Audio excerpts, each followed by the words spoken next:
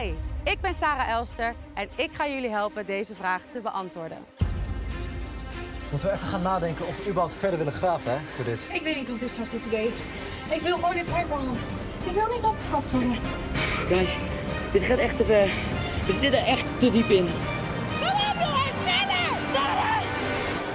Wat betekent Moerasdraak?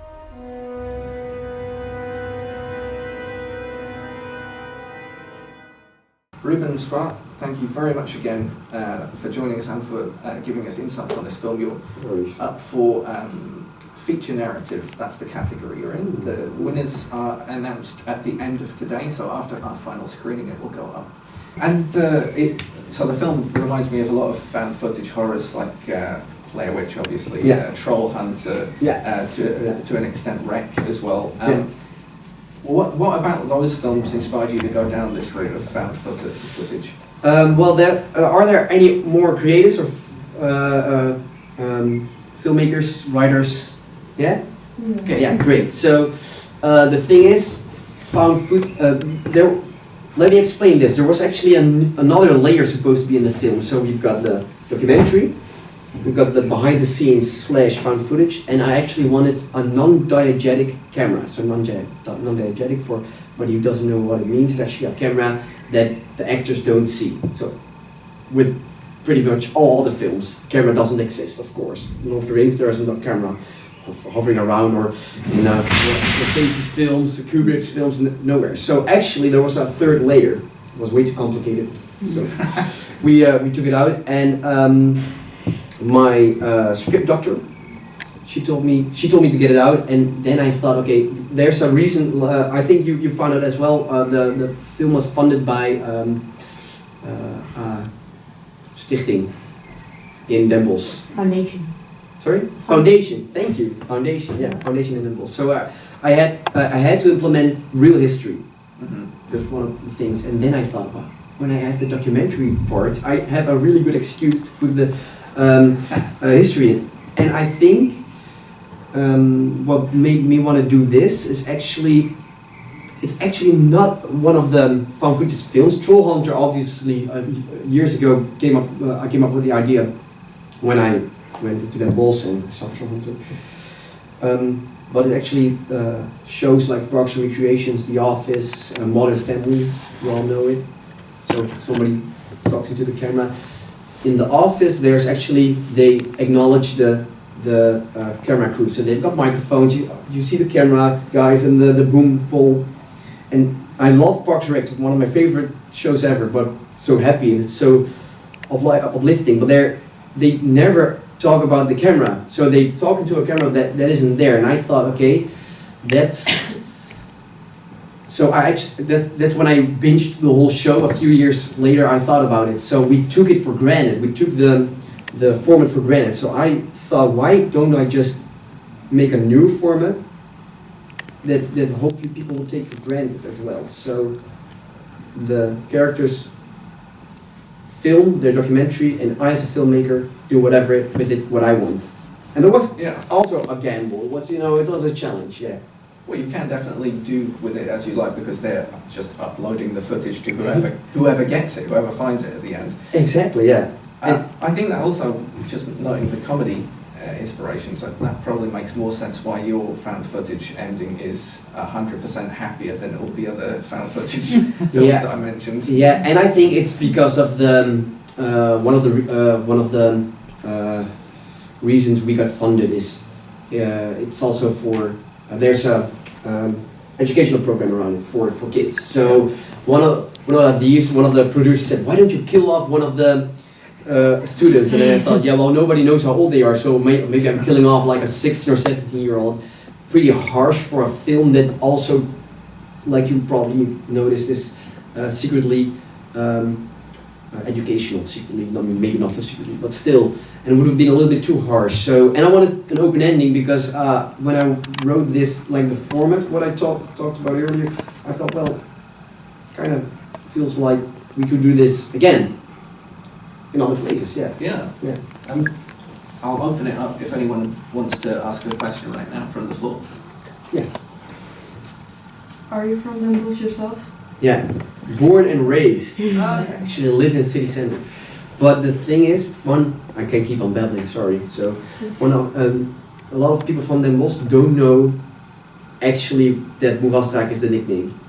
So it really is a nickname. So It there really is is, some yeah, truth in that. Okay. It's all truth except for all the real dragon part, but it's really from the painting from the guy, and it has nothing to do with the most famous thing in Den Bosch is a golden statue of a dragon. So it's so weird. The nickname is Moerasdraak and the golden statue has nothing to do with it. But what does the golden statue have to do with? What is the... The real thing, yeah, it was it was pretty short in the film. It's a gift from a commissaris van de koning, royal, someone into the royal family, and it's a pretty sad story. Both his daughters died, so he gave his money to the city, and he wanted to have a golden dragon for both his daughters. It's really weird. It's a really sad story, and it has nothing to do with the nickname. Yeah. Well, these many layers of history. Yeah, but it makes so much sense to have something in between with it. And maybe you know it, but I'm a fan of Jurassic Park. So the first time I heard about it, and I love folklore, the first thing I asked, why isn't there a cool story about a dragon near Den Bosch? I love, I can indulge in theories and stuff that spark my imagination.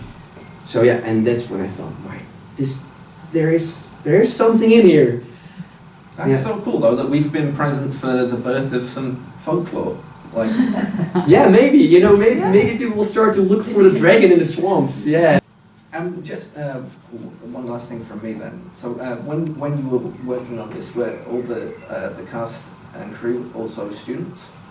There's a lot of student work. So the main director of photography, so the main camera guy, he's got an own company. He's not a student anymore, but I think, if I say correctly, Mohamed, by the time when we filmed this, was a student. I'm still a student. Still a student. Yeah.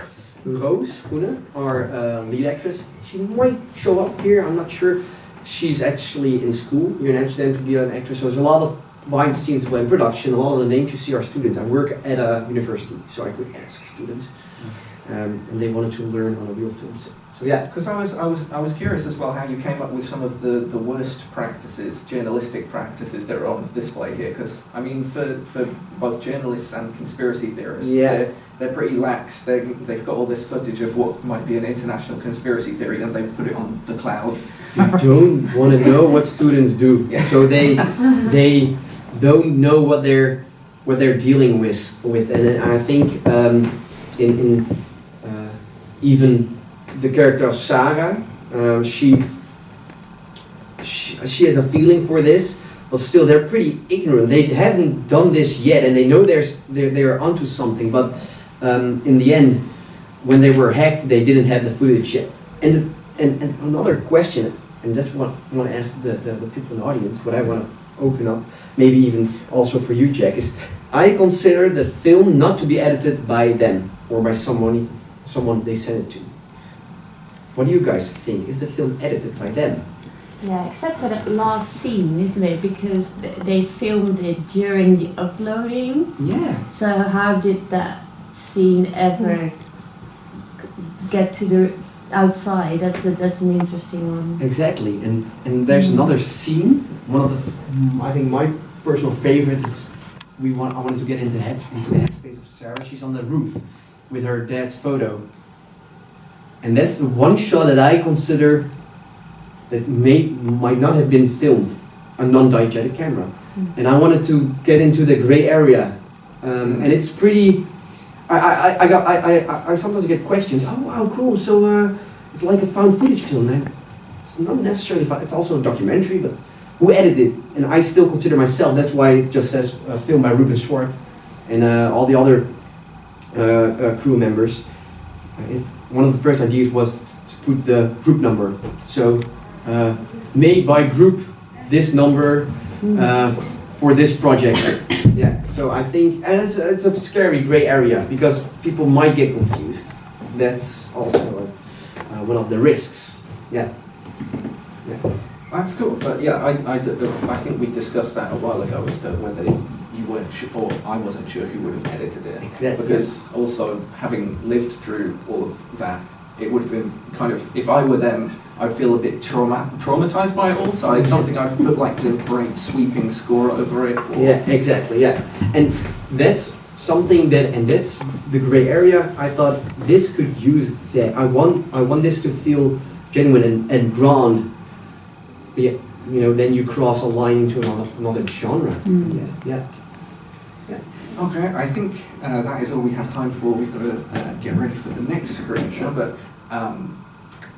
but yeah, thanks very much again. Let's have a round of applause. And for our cameraman / stylist. Thanks for having me. Really appreciate it.